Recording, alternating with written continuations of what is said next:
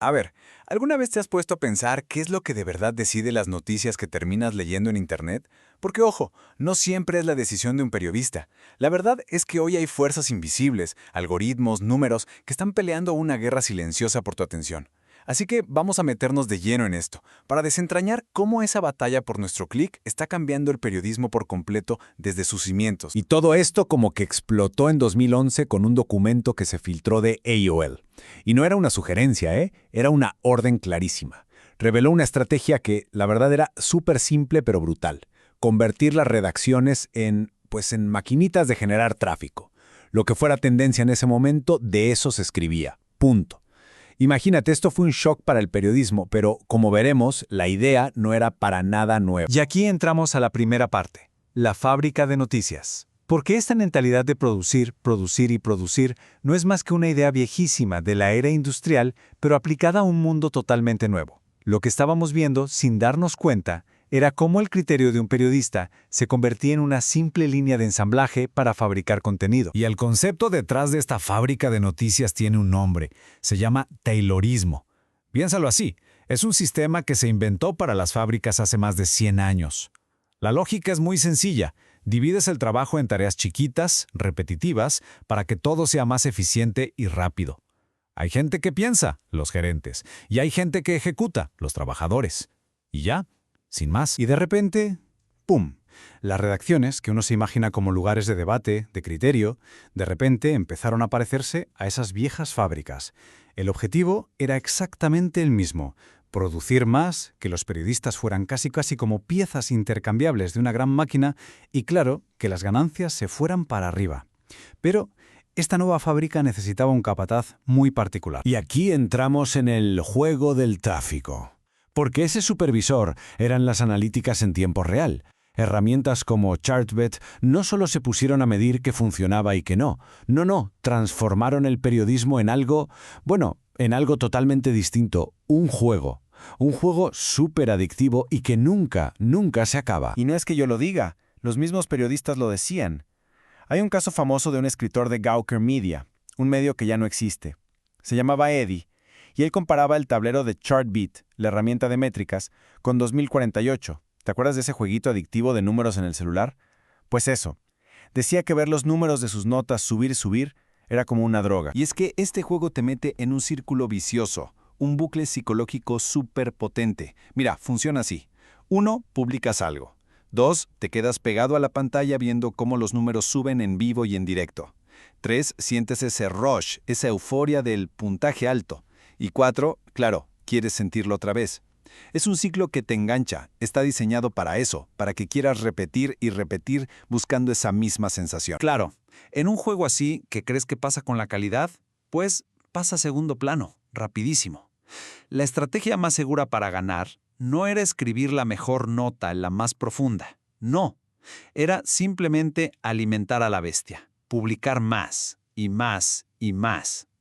Esto obviamente llevó a un desgaste brutal, a lo que los mismos periodistas llamaban grindear, ¿sabes? Como en los videojuegos, cuando tienes que hacer la misma tarea una y otra vez solo para juntar puntos. Y para que veamos el impacto real de este juego, vamos a comparar dos mundos, dos formas totalmente opuestas de enfrentarlo. Por un lado, tenemos al legendario The New York Times, que intentó como que construir un fuerte para protegerse. Y por el otro, a Gawker Media, que hizo todo lo contrario. Convirtió su redacción en una especie de arena de gladiadores digitales. Empecemos con el fuerte, The New York Times. Aquí la estrategia fue totalmente defensiva. Dentro de esta fortaleza del periodismo más tradicional, las métricas no eran vistas como una herramienta útil. Al contrario, se veían como algo que podía contaminar, como una amenaza que había que mantener a raya sí o sí. Su plan era súper claro: contener la información. Olvídate de ver pantallas gigantes con el ranking de las notas más leídas. Nada de eso. El acceso a las herramientas como Chartbit, restringidísimo. Solo para un grupito de editores, los que tomaban las decisiones. Para el resto de los periodistas, los números simplemente no existían. Eran invisibles. ¿Y por qué hacían esto? Pues para proteger lo que ellos consideraban su tesoro más grande, el juicio editorial. Ese criterio que se forma con años de experiencia, con jerarquía, no con la popularidad de un día para otro. Y ahora, vámonos al otro extremo. La arena Gawker Media. En serio, el contraste es total. Si el Times era un fuerte cerrado, Gawker era una arena romana. Un lugar donde el juego del tráfico no se escondía, se celebraba. Estaba a la vista de todos, y eso, claro, provocaba una competencia, feroz. Aquí nos andaban con rodeos. Nada de contener, aquí había saturación de datos. Imagínate unas pantallas gigantes a las que llamaban el Big Board, que estaban ahí, en medio de la redacción. Y esas pantallas mostraban en tiempo real no solo qué notas eran las más populares, sino, y esto es clave, qué escritores estaban ganando el juego del tráfico. La competencia no era algo que pasaba por debajo del agua, no, era el centro de la vida en la oficina. Y volvemos con Eddie, el escritor que mencionamos antes. Él lo explica perfecto. Dice que tener esos números siempre a la vista, mirándote a la cara, canalizaba todo su instinto competitivo.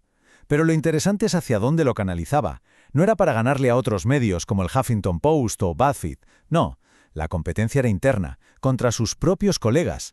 La guerra por los clics se peleaba dentro de casa. Y aquí la historia se pone súper interesante, porque todo esto nos lleva a una paradoja increíble. A ver, tú piensas, un lugar donde te están vigilando todo el tiempo, donde compites contra tus compañeros, pues suena horrible, ¿no? Como un lugar súper opresivo, con cero libertad.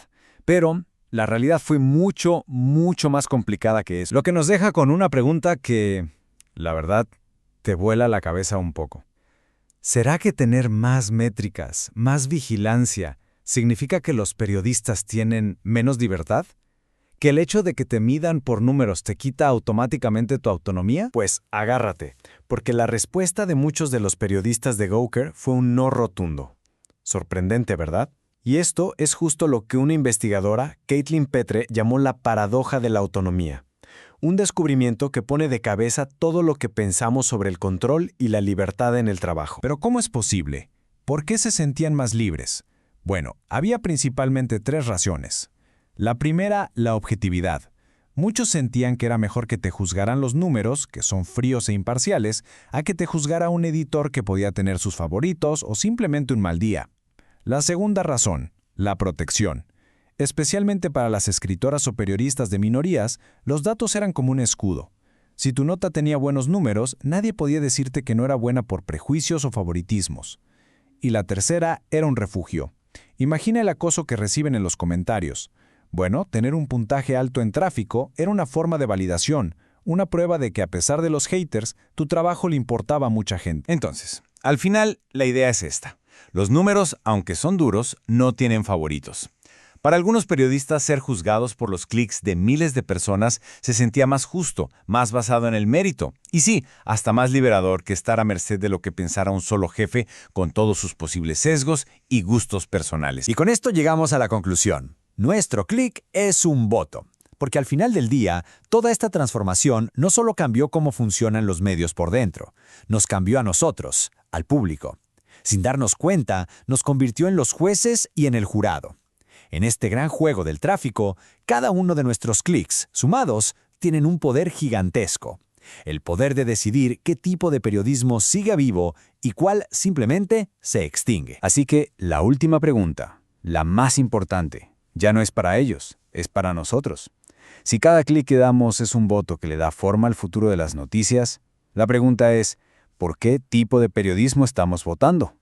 En esta nueva arena digital, nuestra atención es la moneda más valiosa. Cada vez que hacemos clic, estamos votando. Estamos financiando un tipo de contenido y dejando morir a otro. La pregunta entonces nos la tenemos que hacer todos. ¿Qué clase de periodismo estamos eligiendo construir con cada uno de nuestros clics?